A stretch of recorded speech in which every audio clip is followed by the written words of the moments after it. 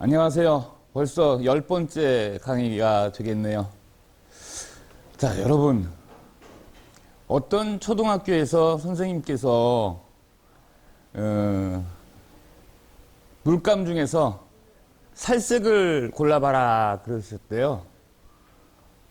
그랬더니 어떤 학생은 노란색을, 그러니까 완전 노란색이 아니라 누런색을, 어떤 학생은 하얀색을, 그리고 어떤 학생은 까만색을 고르더랍니다. 이게 요즘 21세기의 풍경이에요. 그런데 제가 학교에 다닐 때는요, 크레용 또는 크레파스라고 이렇게 있었죠. 거기서 살색이라는 색깔의 크레용이 있었습니다. 그런데 그 살색은 하나였고, 우리 피부를 나타내는 색깔이었죠. 까만색 살색이 아니고 하얀색은 살색이 아니었습니다. 그렇다면요, 피부 색깔에 따라서 차별을 하는 역사는 없었을까요? 있었죠. 엄청나게 오랜 세월 동안 엄청나게 혹독하게 많이 있었죠. 그것도 흰색 가진 사람들이 까만색 가진 사람들을 엄청나게 박해를 했다는 겁니다. 얼마나 박해를 했느냐? 왜 박해를 했느냐? 인간으로 안 봤거든요. 하얀색 피부를 가진 사람만이 인간이고, 까만색 피부를 가진 사람은 인간이 아니다. 따라서 인간의 권리를 누릴 수 없다라고 생각을 했던 것입니다. 황인종 마찬가지로 차별을 받았으나 흑인보다는 덜했죠. 백인 우월주의, 그리고 피부 색깔에 따른 인간의 차별. 오늘의 주제는 흑인 차별의 역사입니다. 보시겠습니다. 자, 아프리카에 사는 흑인들의 가족의 모습입니다. 원시 흑인들의 그들만의 삶. 이들이 원시 떨어지는 문명을 가지고 있다고요? 어느 게 발달된 문명인가요? 어느 게 훌륭한 문화이고 어느 게 조잡한 문화인가요? 누가 기준 정한 게 있나요? 나름대로 행복하게 살면 되죠. 그것이 진정한 문화가 아닐까요? 이런 평화로운 사람들을 잡아다가 이런 선박에 실었습니다. 지금 화면이 좀 흐릿해서 잘 보이진 않는데, 요게 참외씨 같죠? 요 사이에 요게 흑인을 잡아다가 눕혀놓은 거예요. 이렇게 둘러넣어서 눕혀놓은 거라고. 일렬로 쭉 이런 식으로요. 그래가지고 이게 전부 흑인들이에요. 이게 전부 흑인들입니다. 참외씨 같은 게. 이렇게 해서 아프리카에서 어디로? 유럽으로, 또 아메리카로 수송을 했다는 거죠. 인간이라고 생각을 했다면 이렇게 하지 못했을 겁니다. 보시죠. 영국의 노예 수송선 브룩스 호다 그랬습니다. 이 배 이름이 브룩스. 아프리카 내륙의 흑인들은 서부 해안의 노예 사냥꾼들에게 잡혀서 백인 노예상들에게 팔렸고, 이런 배에 실려서 대서양을 건너서 신대륙에 도착했다. 그래서 많은 노예들이 유럽, 그리고 유럽의 식민지였던 북아메리카 쪽으로 팔려갔습니다. 이들은 인간으로 취급되지 않았습니다. 자, 이게 노예선입니다. 노예선의 흑인들, 그리고 백인 감독관들, 그리고 갑판에 나와서 햇볕이라도 제대로 쐴 수 있었느냐? 없었죠. 이 흑인들은 바로 이 갑판 밑으로 내려가서 참담한 위생 상태에서 수십 일을 횡단해서 대서양을 건넜다는 것입니다. 자, 같은 인간끼리 왜 이렇게 차별 대우를 받고 인간 취급을 받지 못했을까요? 아까 그 흑인은 일로 내려갔죠. 갑판 밑으로 내려갔습니다. 그러면 갑판 밑의 상황을 한번 보시겠습니다. 이런 노예선입니다. 이게 갑판 밑의 상황입니다. 자, 이렇게 실려서 이렇게 묶이고 이 영양 상태를 한번 보시죠. 의복 상태를 한번 보시죠. 인간 취급인가 동물 취급인가요? 애완견 행복하죠. 이들보다 아마 행복했으리라고 생각됩니다. 이게 노예선의 실내의 모습들입니다. 자, 그러면 좀 지저분한 얘기 한번 하겠습니다. 여기서 흑인들이 용변을 보면 어떻게 되겠습니까? 화장실이 따로 있었을까요? 물론 바다로 빠지는 구멍 하나는 있었으리라고 생각이 됩니다.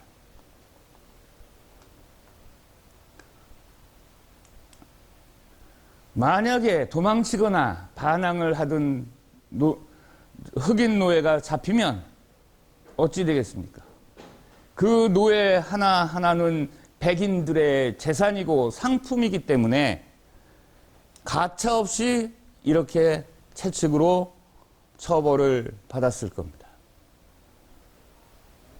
이들의 식생활은 어땠을 겁니까? 개밥은 저리 가라 하는 그런 형태의 식량을 제공받았겠지요. 더 이상 항거를 할 수가 없었을 겁니다. 인권이요? 사람으로 취급을 해야, 사람으로 봐야 인권도 있는 거죠. 사람으로 보질 않으니 사람의 권리인 인권이 보장이 되겠냐 하는 겁니다. 이렇게 해서 아프리카 고향 땅에서 타의로 신대륙이나 유럽으로 끌려갔던 흑인들은, 자, 이 노인 흑인의 흑인 노예 노인입니다. 이 등짝에 새겨진 이 부푼, 이 모습은 무엇이겠습니까? 채찍으로 맞고 또 맞고 맞은 자리를 또 다시 맞고 부풀어서 굳어져 버린 흔적이겠죠. 그리고도 평화로운 얼굴로 앉아있는 모습을 볼 수가 있습니다.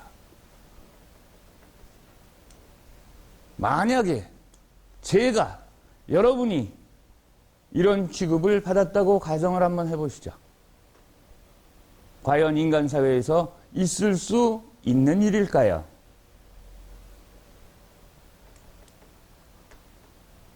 노예 수는 삽시간에 불었습니다. 신대륙의 노예 수는 65만 명에서 320만으로 이 노예들 뻘거벗고 서 있는 알로에 농장 앞에 서 있는 이 흑인 노예들을 한번 보시죠. 지금 대한민국 땅에 태어난 것이 천만다행이다라는 생각이 듭니다. 그러면 이들을 부리는 부자 백인으로 태어났으면 좋지 않겠냐고요? 그들이 인간인가요? 인간을 이렇게 대접하는 인간이 인간일까요?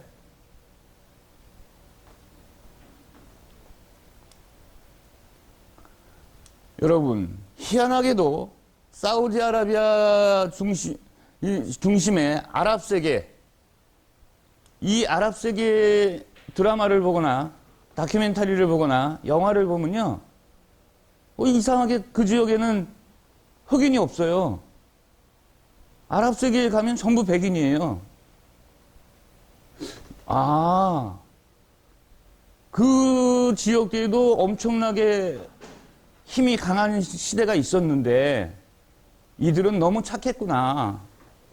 흑인 노예도 잡지 않고 자신들이 자신들의 일을 솔선수범해서 했구나. 라고 착각을 하시죠. 천만의 말씀이죠. 이들에겐 왜 흑인이 이 지역에 없었느냐? 흑인 남자는 거세를 하고요. 흑인 여자가 출산을 하면 죽여버립니다. 그 여자를. 아이는 어떻게 됐을까요? 마찬가지의 의미가 됐겠죠. 그래서 백인들만의 사회가 건설된 거죠. 그거를 인종청소라고 합니다. 노예로 살거나 아니면 죽거나 그 이유는 까만 피부 때문에 까맣게 태어나서 인간 대접을 인간 사회에서 받지 못했다는 뜻입니다.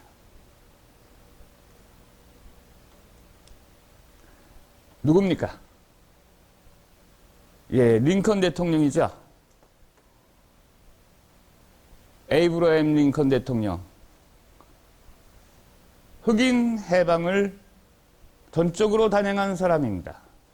미국 대통령이죠. 그것 때문에 남북전쟁을 치렀습니다. 그런데 말입니다. 링컨 대통령이 순수한 100% 인도주의적 입장에서 흑인 노예 해방을 정책으로 실시를 했을까요? 아니요.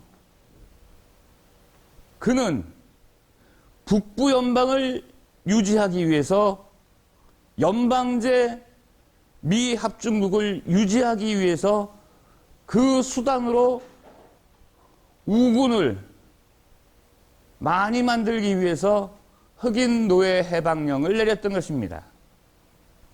흑인 노예 해방령이 내려지자마자 남부에서 해방된 게 아니죠. 남부에서 북부로 도망친 흑인들 중에서 16만 명이 북부군에 자진 입대를 하고요. 그 병력으로 마지막 전투에서 대승리를 거둔 북부군은 남부군을 제압하고 나라를 통일할 수가 있었습니다. 링컨 대통령은 뭐라고 그랬는지 아세요? 링컨 대통령은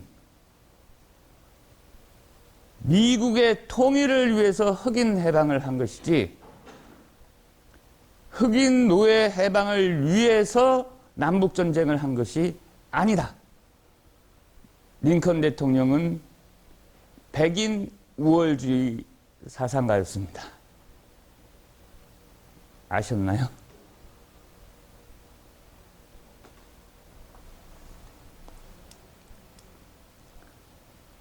그래도 교과서엔, 전 세계 교과서에는 남북전쟁은 위대한 링컨 대통령의 인도주의적 입장에서의 전쟁으로 표기가 되어 있습니다. 물론 그런 측면이 없는 것은 아니죠.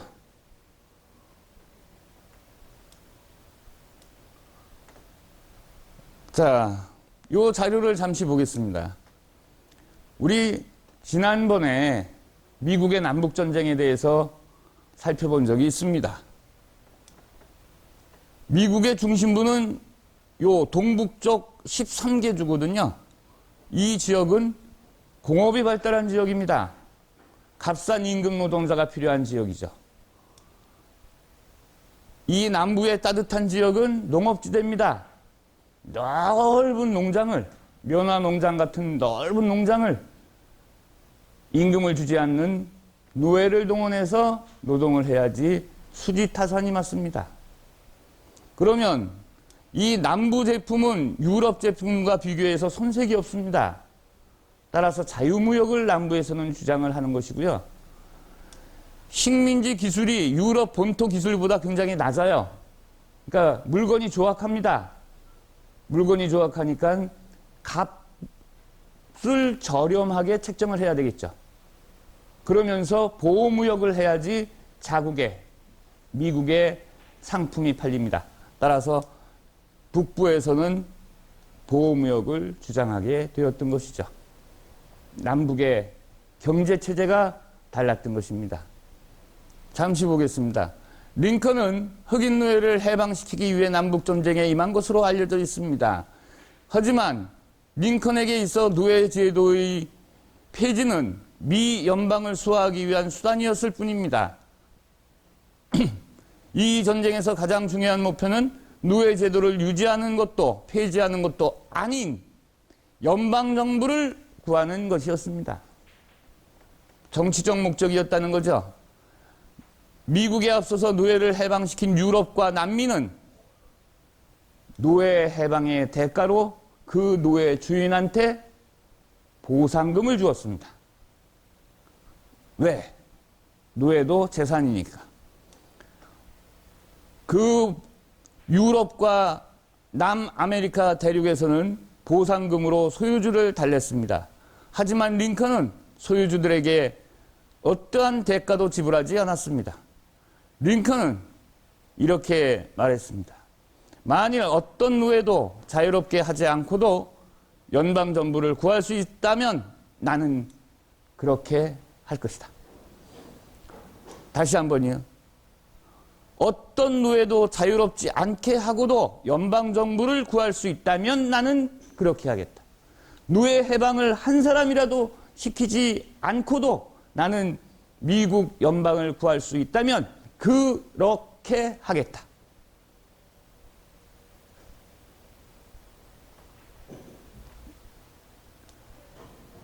뉴욕 트리뷴지 호레이스 그릴리 기자에게 보낸 편지에서 말했습니다.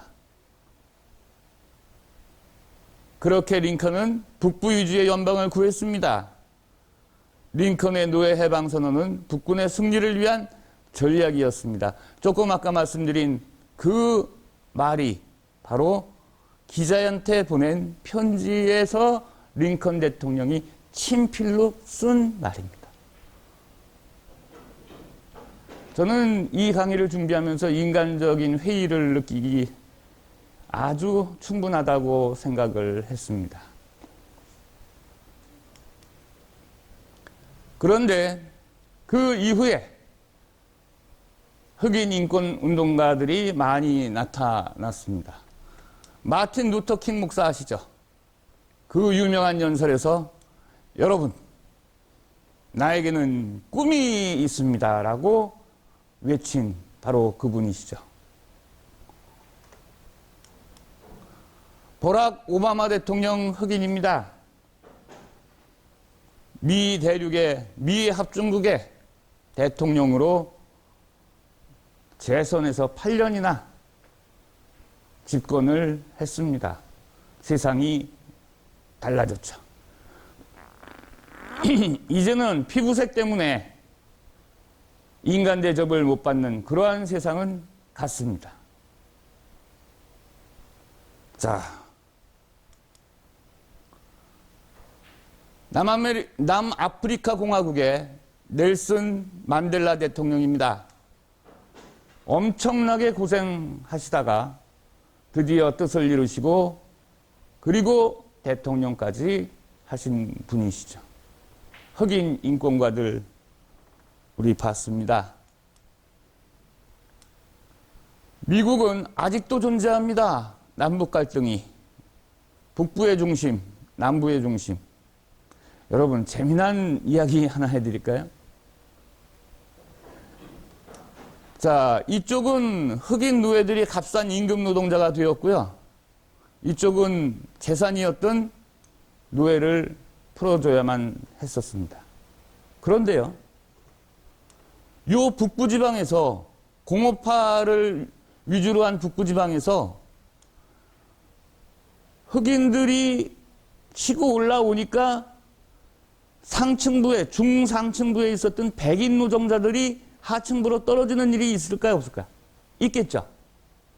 흑인들 올라오고 백인들 중에 일부가 하층민으로 떨어지는데 자신들은 경제적으로 하층민이 되었지만 그래도 백인이라는 우월감이 있는 거예요.